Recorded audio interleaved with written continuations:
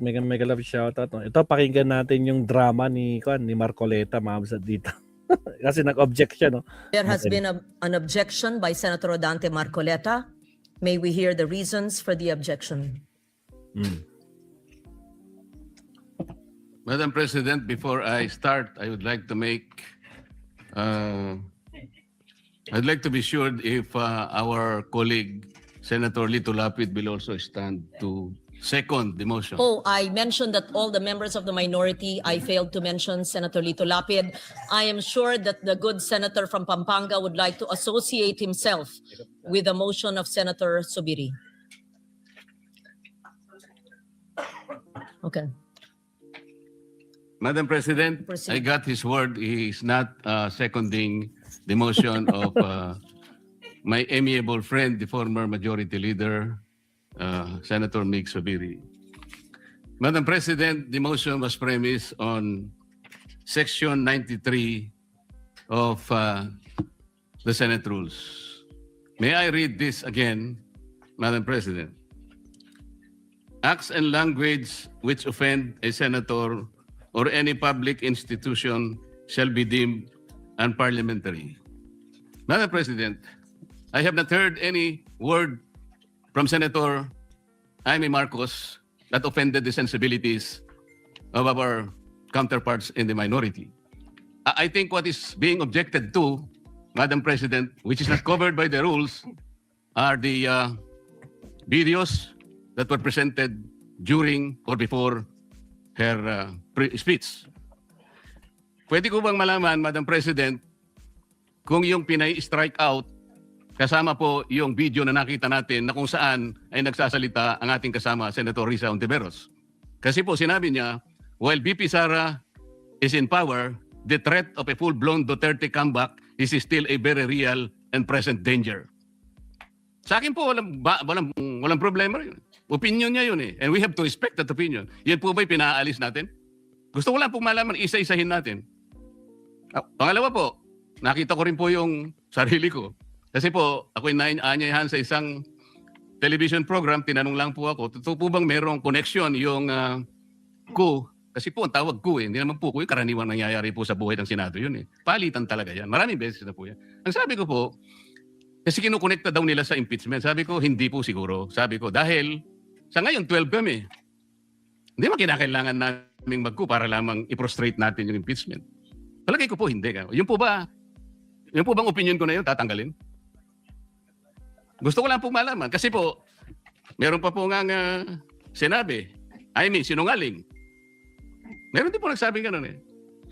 Ang ibig ko po sabihin, Madam President, ngayon po nakita natin the vibrancy of democracy in this chamber. Isa-isa po silang nagsalita lahat. Nabigyan ng pagkakataong ipaliwanag ang kanilang panig.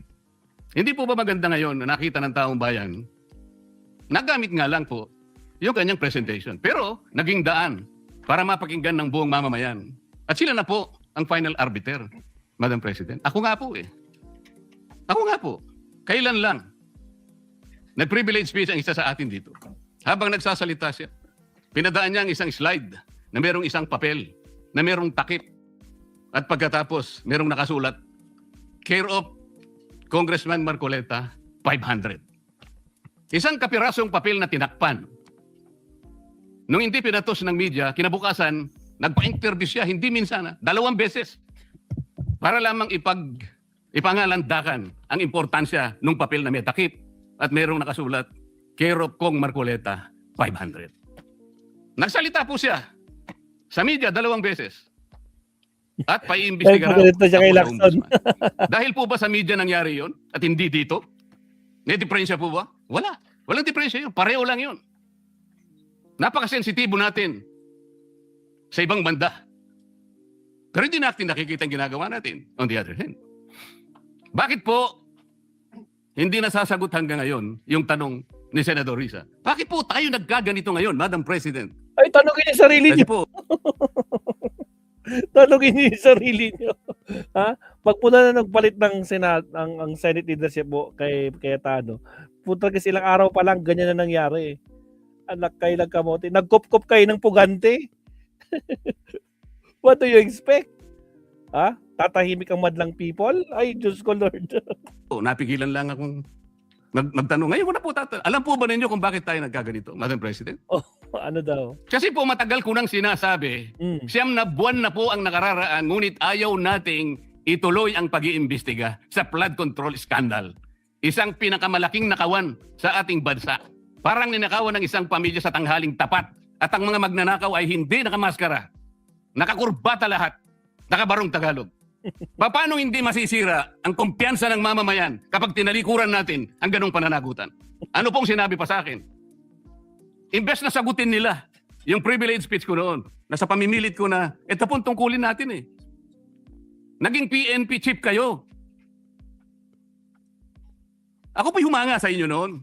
Hindi ko na ikukwento yung lahat ng ito. Bakit ngayon? Bakit hindi natin gawin lahat yun? Alang-alang sa interes ng bayan.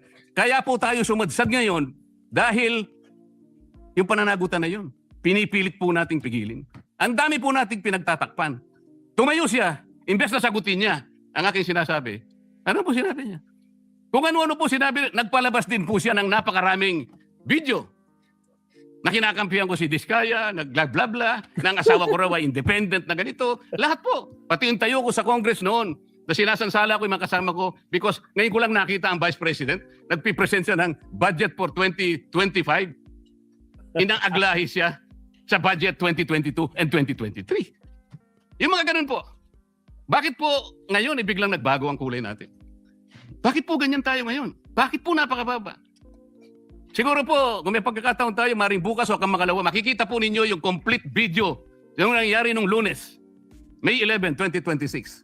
Kung paano, alas 7 pa lang ng umaga, nandito na yung tropa ng NBI na nakipag-coordinate sa opisina ng OSA. Sapagkat balak pala nilang hulihin ang isang senador. Hindi po ba? Nagkaroon na po ng admission. Tinanong ko pa nga yung ating former SP kung nakita niya yung warrant of arrest. Pinakita ba sa'yo? Sabi naman niya, hindi. Naniwala po ako ron. Ngunit bakit sinabi niya, kung mag-coordinate kayo sa USAA. Alam po ba niyo, Madam President, kung ako po ang Senate President, kaya ako lang naman ginagawang halimbawa ito, Madam President, dahil hindi naman po ako magiging Senate President. Kung ako lang, hindi ko papayagan yon, Madam President. Bakit po? Respeto na lang sa premises ng institusyon na ito. Gawin niyo ang gusto niyong gawin. Kasi paniniwala nyo, walang warrant.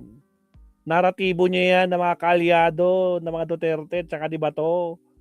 Diba? Kaso, mga kabsat, may dilabas, mga kabsat, may dilabas na yung Supreme Court. Pinali na. Diba, naglabas sila ng last. Yun, 951. Ito, lumabas na yung pinaka-pinali. Parehas pa din. Just Lord Rudy. Lako po. Supreme Court na nagsabi. Denied ulit. Wala na. Tapos na. Kung Supreme Court ka, di ba, masyado kayong tiwala sa Supreme Court. Ganyan nga nangyari na sa impeachment, di ba? Nagsabi ng Supreme Court, finality na. Ngayon, nagsalitang Supreme Court. Denied. At si Bato ngayon, ay, potragis. Ay, patago-tago. Kaya, naku po, uliin nyo na ang nagpagulo. Yan. Sa Senado. Diyos ko, Lord Rudy. Iyakan ito, magharapatag to. Huwag dito. Nakikiusap ako. Utang na loob. Huwag dito. I will do that. Pero ano po nangyari? And the rest is history. Hinabol po ng hinabol. Kamuntik na pong nahulog sa hagdanan ng Senator Bato. Hinabol kasi tumakbo. Meron bang hahabulin na hindi tumakbo? Kung sumuko na lang siya sa dalawang NBA agent, babae pa man din yung dalawang agent. Kung sumuko na lang sana siya sa dalawang agent na yun, hindi wala sa problema. Ang problema, tumakbo yung kaibigan nyo. Diyos ko po. Ganun po ba ang pagtrato sa isang senador? Agoy.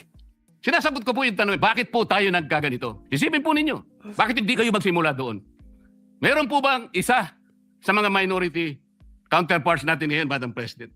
Meron po bang isa na sumama sa akin nung ako'y nagsasalita na parang si John the Baptist, ako na lang ang isang nagsasalita. Ituloy natin ang investigasyon. Meron po ba silang lakas ng loob na samahan ako?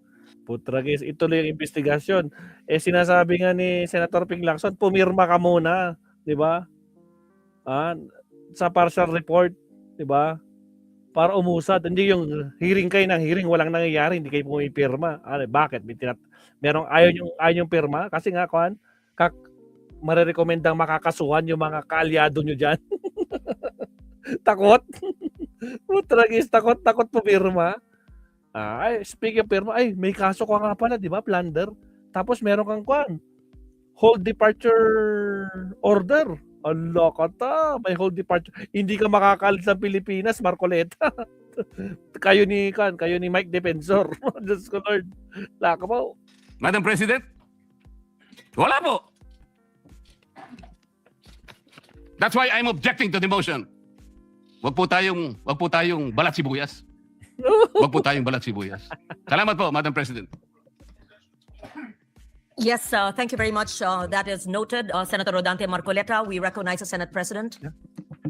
Okay, magsasalta si Cayetano. Sige, pagbigyan na natin to. Sige, baglas tayo kay Cayetano.